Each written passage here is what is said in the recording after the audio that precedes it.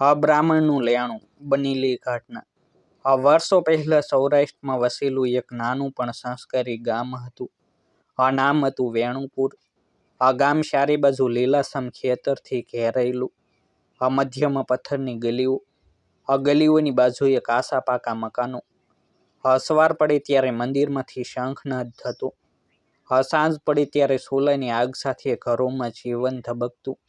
આ ગામમાં જાતિઓ અલગ હતી, પરંતુ હવા પાણી અને જમીન એક હતી।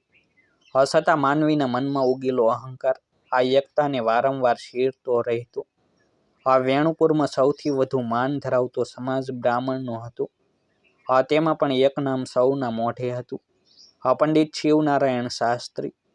પંડિત શિવનારાયણ વેદવાન હતા। વેદ, પુરાણ અને શાસ્ત્રો એમને કંઠસ્થ હતા। તેમની વાણીમાં ભાર હતો, આંખોમાં આત્મવિશ્વાસ। પરંતુ આ આત્મવિશ્વાસ ધીમે ધીમે અહંકારમાં બદલાઈ ગયો હતો। તેઓ માનતા કે બ્રાહ્મણ જન્મ એટલે ભગવાનનો ખાસ આશીર્વાદ। આ આશીર્વાદને કારણે તેઓ અન્ય જાતિઓ કરતાં ઊંચા છે। ગામમાં કોઈ પણ શુભ કાર્ય હોય, કોઈ યજ્ઞ હોય કે પૂજા, સૌ પ્રથમ શિવનારાયણ શાસ્ત્રીને બોલાવવામાં આવતા। આદર સાથે મળતા નમસ્કાર તેને આનંદ આપતા। પણ સાથે જ મનમાં ગર્વની આગ પણ સળગતી। આ ગામમાં એક ઘાસી પરિવાર રહેતો હતો। ગરીબ પરંતુ મહેનતી। ઘરના વડીલનું નામ દયાલ ઘાસી હતું। નામ જેવો સ્વભાવ, શાંત, સહનશીલ અને કદી કોઈ સાથે ઊંચા સ્વરે વાત ન કરનાર। દયાલ પાસે એક નાનો તેલનો ઘાણો હતો, જેમાં આખો દિવસ મહેનત કરીને પરિવારનું ગુજરાન ચાલતું। પત્ની જશોદા, આંખોમાં થાક છતાં ચહેરા પર સંતોષ। બે નાના સંતાનો, જીવનની આશા। દયાલનું જીવન સાદું હતું, પણ મન સ્વચ્છ હતું। તેણે ક્યારેય કોઈનું બુરું વિચાર્યું નહોતું, ન તો કોઈ સાથે ઝઘડો કર્યો હતો। એક વર્ષ ભારે દુષ્કાળ પડ્યો। વરસાદ ઓછો થયો। પાક સુકાઈ ગયા। ગામમાં આર્થિક તંગી છવાઈ ગઈ।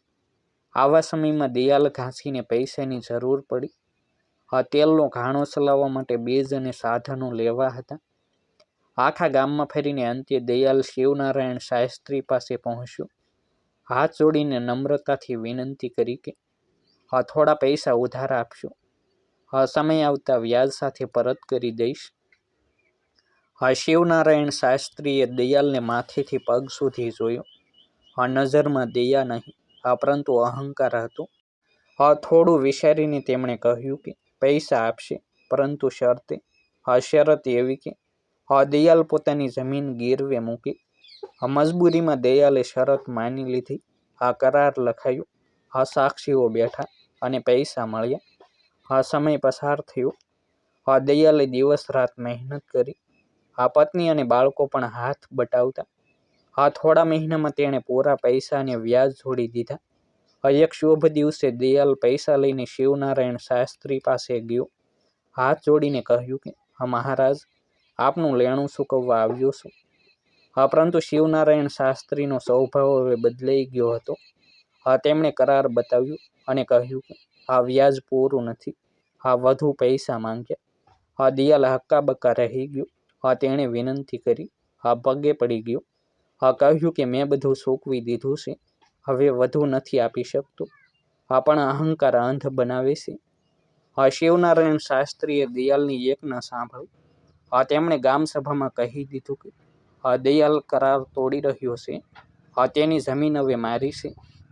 જાતિના ભેદભાવને કારણે ગામના મોટા લોકો પણ શિવનારાયણના પક્ષે ઊભા રહ્યા। દયાલની જમીન છીનવાઈ ગઈ। જશોદાની આંખોમાં આંસુ હતા। બાળકો ભૂખ્યા હતા અને દયાલનું માથું શરમથી ઝૂકી ગયું।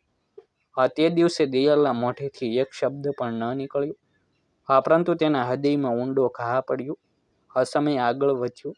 શિવનારાયણ શાસ્ત્રી વધુ ધનવાન બન્યા, વધુ ગર્વિલા બન્યા। તેઓ માનતા કે આ બધું ભગવાનની કૃપાથી થયું છે। પણ ક્યારેય વિચાર્યું નહીં કે કોઈની હાય પણ લાગી શકે। એક રાત્રે શિવનારાયણ શાસ્ત્રીને અજીબ સપનું આવ્યું। સપનામાં દયાલ સામે ઊભો હતો, આંખોમાં આગ અને પાણી બંને। તે કંઈ બોલતો નહોતો, માત્ર જોતો હતો। શિવનારાયણ ઊંઘમાંથી ચોંકી ગયા। આ પરસેવો છૂટી ગયો। તેમણે તેને સામાન્ય સપનું માનીને ભૂલી જવાનો પ્રયાસ કર્યો। પરંતુ પછી એક ઘટનાઓ થવા લાગી। શિવનારાયણનું શરીર નબળું થવા લાગ્યું। ખોરાકમાં રસ ન રહ્યો। ઊંઘ ઉડી ગઈ। વેદ બોલાવ્યા, ઔષધિઓ અપાઈ, મંત્ર જાપ કરાયો, પણ આરોગ્ય સુધરતું નહોતું। રાત્રે તેઓ ઊંઘમાં બડબડતા, લેણું લેણું એવું બોલતા। પરિવાર ડરી ગયો। ગામના લોકોએ કહ્યું કે કોઈ દોષ લાગ્યો છે। મોટા યજ્ઞ કરાયા, હવન થયા, પણ કોઈ ફાયદો ન થયો। મૃત્યુ નજીક આવતું ગયું। એક રાત્રે શિવનારાયણ શાસ્ત્રીએ પોતાના પુત્રને બોલાવ્યો। અવાજ નબળો હતો, આંખોમાં ભય હતો। તેમણે કહ્યું, મેં જીવનમાં એક મોટો અન્યાય કર્યો છે, પણ હવે મોડું થઈ ગયું છે। એટલું કહીને તેઓ રડવા લાગ્યા। સવાર થતાં પહેલા જ શિવનારાયણનું મૃત્યુ થયું। ગામમાં શોક છવાઈ ગયો। બધા કહેતા કે એક મહાન પંડિત ગયા। પરંતુ દિયાલ ઘાસી પોતાના ઘરમાં મૌન બેઠો હતો। તેની આંખોમાં માત્ર એક અજીબ ખાલીપો હતો। શિવનારાયણના મૃત્યુ પછી ગામમાં અજીબ વાતાવરણ બની ગયું। રાત્રે મંદિરમાં દીવો આપમેળે ઝૂલતો। ક્યારેક અચાનક પશુઓ ડરીને દોડતા। વૃદ્ધો કહેતા કે અધૂરું લેણું આત્માને શાંતિ નથી આપતું। દિયાલને પણ રાત્રે ઊંઘમાં શિવનારાયણ દેખાતા। પરંતુ હવે શિવનારાયણની આંખોમાં અહંકાર નહોતો, માત્ર વિનંતી હતી। શિવનારાયણ શાસ્ત્રીના મૃત્યુ પછી વેણુપુર ગામ બહારથી તો એ જ લાગતું હતું, પણ અંદરથી કંઈક બદલાઈ ગયું હતું। સવાર પડે ત્યારે પણ હવામાં અજીબ ભાર લાગતો। જાણે કોઈ અદ્રશ્ય આંખ ગામને નિહાળી રહી હોય। લોકો ધીમે અવાજે વાત કરતા। બાળકો રાત્રે ડરીને માતા પાસે સૂઈ જતા। ખાસ કરીને દયાલ ઘાસીના ઘરમાં એક અણસમજુ તણાવ હતો। શિવનારાયણના સપનાઓ હવે દયાલને વધુ સ્પષ્ટ દેખાતા। જાણે કંઈ કહેવા માંગતા હોય, પણ શબ્દો વગર। દયાલ આ બધું ભગવાન પર છોડી દેતો, કારણ કે તેનું મન હજુ પણ દ્વેષથી ખાલી હતું। આ જ દિવસોમાં ગામના બહારના ખેતરો પાસે એક ગાયે વાછરડાને જન્મ આપ્યો। સામાન્ય રીતે આવા જન્મ પર કોઈ ખાસ ધ્યાન ન આપતું। પરંતુ આ બળદ કંઈક અલગ હતો। જન્મ લેતા જ તેણે કોઈ અવાજ કર્યો નહીં, ન તો અસ્તવ્યસ્ત હરકતો કરી। તેની આંખો ખુલ્લી હતી। તેમાં એક અજાણી શાંતિ હતી। જાણે ઘણું બધું જોઈ લીધું હોય। ગામના ગોપાળે કહ્યું કે આવા શાંત સ્વભાવનો બળદ તેણે ક્યારેય જોયો નથી। બળદના કપાળ પર એક નાનું કાળું નિશાન હતું, જે જોઈને કેટલાક વૃદ્ધો ચોંકી ગયા। કારણ કે એવું જ નિશાન ક્યારેક શિવનારાયણના કપાળ પર જોવા મળતું। સમય પસાર થતો ગયો। બળદ ધીમે ધીમે મોટો થતો ગયો। પરંતુ તેનું વર્તન હંમેશા સામાન્ય બળદથી અલગ રહ્યું। તે ક્યારેય કોઈને શીંગડે મારતો નહીં, ન તો અચાનક દોડતો। કોઈ બાળક નજીક આવે તો તે શાંત ઊભો રહી જતો, જાણે સમજતો હોય। ગામના લોકો કહેવા લાગ્યા કે આ બળદમાં કંઈક દેવી છે। કેટલાક તો તેને નમસ્કાર પણ કરવા લાગ્યા। પરંતુ બળદને કોઈ ખાસ જગ્યાએ જવાનું વધુ ગમતું। દયાલ ઘાસીનું ઘર। એક દિવસ બળદ કોઈ બાંધણ વગર દયાલના આંગણે આવી ઊભો રહ્યો। દયાલ આશ્ચર્યમાં પડી ગયો। તેણે બળદને હાંકવાનો પ્રયાસ કર્યો, પણ બળદ હલ્યો નહીં। જશોદાએ પાણી આપ્યું, તો બળદે શાંતિથી પીધું। ત્યારબાદ તે આંગણાની એક બાજુ ઊભો રહ્યો, જ્યાં પહેલા દિયાલની જમીનના કાગળો રાખવામાં આવતા। દિયાલના હૃદયમાં અજાણી કંપન દોડતી ગઈ। તેને લાગ્યું કે આ કોઈ સંયોગ નથી। આ દિવસથી બળદ દિયાલના ઘરની આજુબાજુ જ રહેવા લાગ્યો। દિયાલ બળદનો ઉપયોગ ઘાણો ચલાવવા કરવા લાગ્યો। દિયાલ સવારમાં બળદને ઘાસ ખવડાવી છોડતો। સાંજ સુધી બળદ તેલના ઘાણા ફરતો ચાલતો। બળદ આવવાથી દિયાલની આવક વધવા લાગી। સવાર થાય ત્યારે બળદ દિયાલ સાથે ઊભો રહેતો। સાંજ પડે ત્યારે જશોદા ચૂલો સળગાવે ત્યારે નજીક બેસી રહેતો। બાળકો રમે ત્યારે બળદ શાંત નજરે જોતો। પરંતુ રાત્રે એક અજીબ ઘટના થવા લાગી। હા, ઘણી વખત મધરાતે બળદની આંખોમાંથી આંસુ વહેતા જોવા મળતા.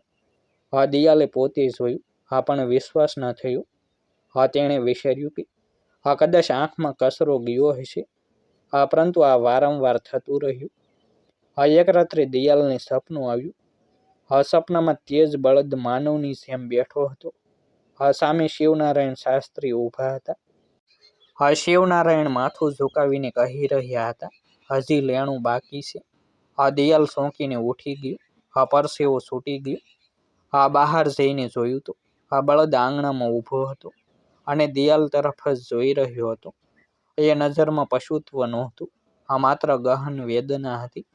આ વાત ગામમાં ફેલાતી ગઈ. આ લોકો દિયાલના ઘરે આવીને બળદને જોવા લાગ્યા. આ કોઈ કહે કે આ કોઈ મહાન આત્મા છે. આ કોઈ કહે કે આ કોઈ શાપનું રૂપ છે. અંતે ગામના લોકોએ નક્કી કર્યું કે આ પંડિતને બોલાવવો જોઈએ. નજીકના ગામમાંથી એક વિદ્વાન પંડિત આવ્યા. હા, નામ હતું વ્રજલાલ. હા, તેમણે બળદને જોયો. હા, તેની આંખોમાં જોયું અને મૌન રહી ગયા. હા, લાંબા સમય પછી તેમણે કહ્યું, આ બળદ સામાન્ય નથી. હા, તેમાં પૂર્વજન્મની સમૃદ્ધિ છે. હા, વ્રજલાલ વિધિ શરૂ કરી. હા, મંત્રોચ્ચાર થયા. હા, ધૂપ સળગાવાઈ. અચાનક બળદ બેસી ગયો અને તેની આંખોમાંથી આંસુ વધુ ઝડપથી વહેવા લાગ્યા. હા, પંડિતે કહ્યું કે આ આત્મા કોઈ ભારે અહંકાર અને અન્યાય સાથે મરી છે. હા, દિયાલનું હૃદય ધબકતું બંધ થઈ ગયું હોય એમ લાગ્યું. હા, તેને અંદરથી એક અવાજ આવ્યો, આ શિવનારાયણ છે. હા, પરંતુ તે બોલી શક્યો નહીં. હા, વિધિ દરમિયાન એક ક્ષણે બળદે જમીન પર પગથી ખંજવાળ કરી. હા, ત્યાંથી માટી હટાવતા એક જૂનો ધાતુનો ટુકડો મળ્યો. હા, જે પર એક ઓળખાણ હતી. હા, એ જ ચિહ્ન.